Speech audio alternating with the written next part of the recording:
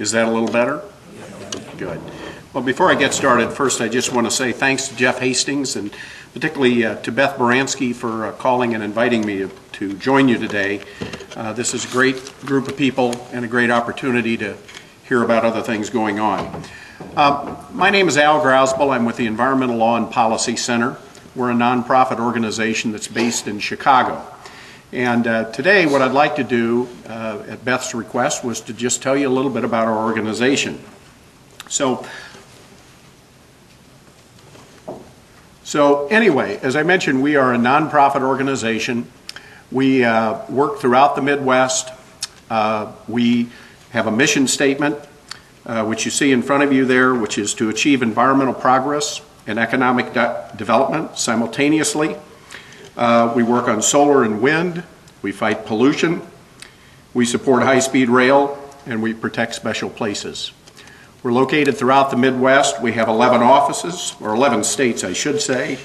Offices in Ohio, Iowa, Illinois, Minnesota, South and North Dakota, Wisconsin, and also offices in D.C.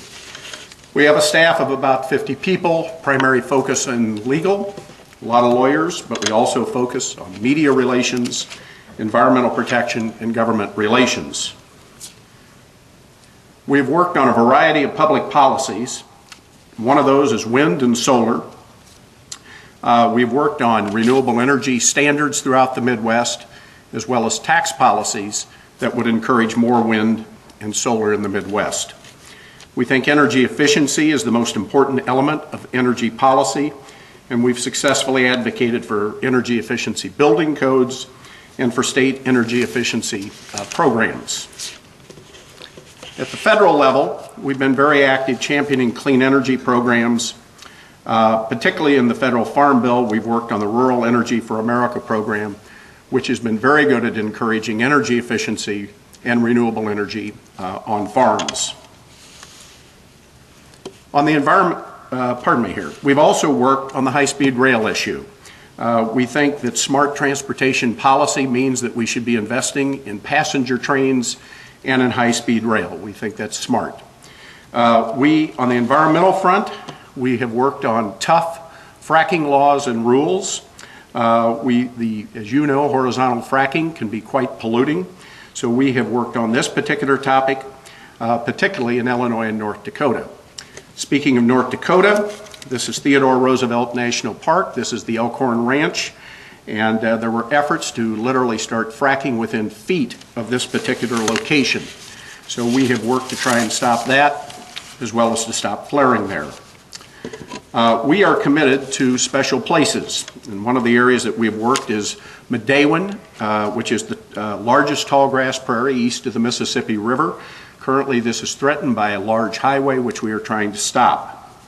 In the North Woods of Wisconsin, we're fighting to protect forests that have been threatened by irresponsible logging.